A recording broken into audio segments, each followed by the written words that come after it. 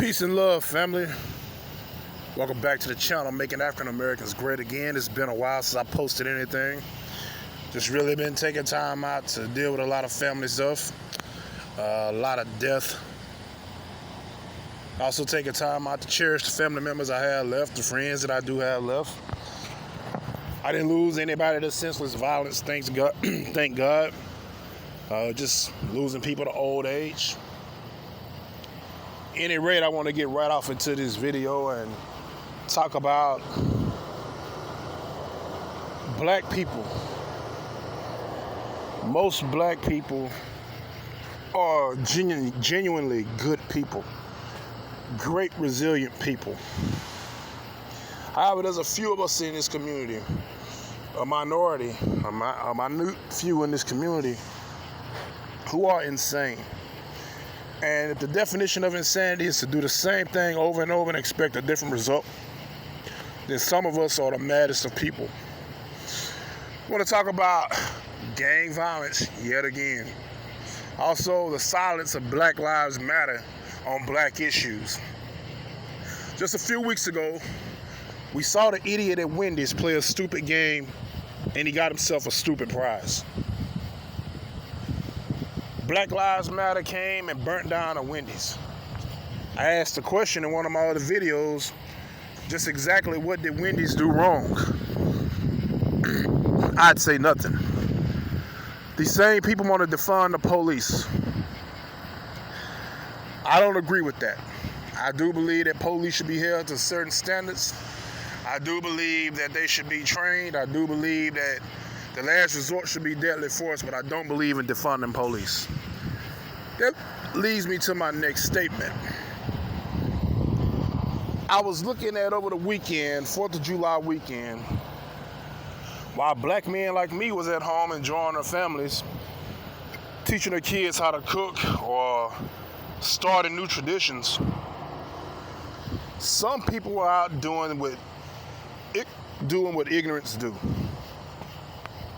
In Atlanta, 14 people shot. I don't know how many exactly died, but I was reading the story about this one kid who lost his life over an argument while watching fireworks. Y'all, this is crazy. You don't see Black Lives Matter coming out to the hood when Pookie killed Ray Ray. Why is that? That's $1 million question that I would love to answer to. Can any of y'all listen and tell me why that is? I have a theory. And my theory goes like this.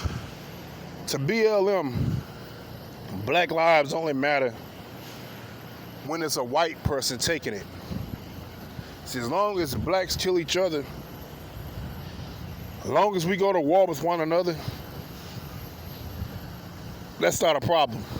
It's been that way since the beginning of time, right? We so desensitized to the violence in our own communities that we don't say anything when our people kill each other. It's basically expected. That's just the way it is, right? I wish most black people didn't have to wear the jacket of being ignorant and stupid and angry and aggressive and lazy. I wish most black people didn't have to wear that jacket that only a few of us have branded us all with. I'm serious, man. If you a gangbanger, or if you somebody that knows a gangbanger, ask them what they're gonna do to make African Americans great again. You know, it's not about where you start; it's about how you finish. Me and my buddy, we talk about it all the time. You can leave a legacy, whether it's positive or negative. You know, you have guys literally teaching their children how to throw gang signs at 4 and 5 years old. The child don't even know his ABCs, but he know how to throw a gang sign. I know this personally. I have a cousin, you know, because we have ignorance. We all have ignorance in our family. I have a cousin who taught his son how to throw gang signs before he ever taught him how to read and write. As a result, my son don't play with that kid. They're the same age, you know?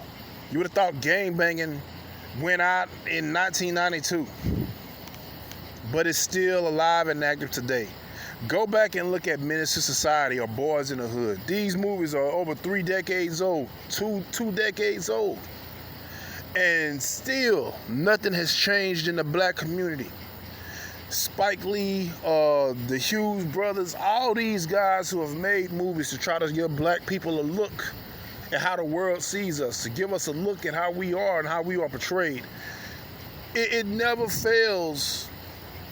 I mean, it fails to hit the point. It fails to make its point. Because if it worked, then they would put the guns down and stop all this crap. And I'm a gun guy. I just believe responsible people should own guns. And I also believe that it's responsible people of all races. Guns are not just for whites, you know. But I believe people with felonies, people who aren't law-abiding enough to do the right thing, they don't deserve to have guns at all. And all y'all people crying for defunding of the police, this is the question you should ask yourself. What are you going to do if the police are defunded and now the gangbangers control everything in your neighborhoods? You leave to go to the store. They stopping you saying you owe me $200 to get out of here or we're going to fuck your car up. You leave to go to church and members of a gang stop you and say, well, you're going to give us $200.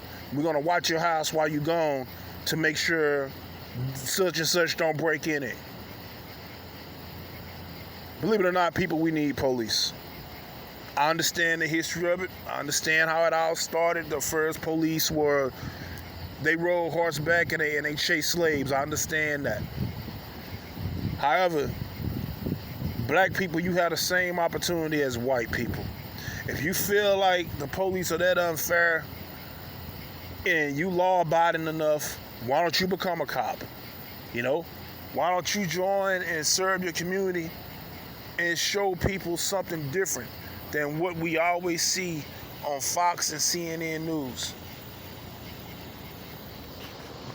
In closing this, I want to go on to say that Chicago, Atlanta, Detroit, all these places that have Democrats running the public, all these places with a lot of Democrats, piss poor areas to live in, especially for black people.